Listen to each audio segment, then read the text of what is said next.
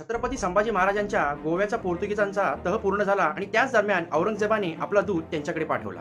गोव्याच्या फिरंग्यांना सुद्धा दक्षिण कोकण हे हवेच होते. म्हणूनच छत्रपती संभाजी महाराजांबरोबर झालेला तह तोडून फिरंग्यांनी औरंगजेबाला मदत करण्याचे ठरवले.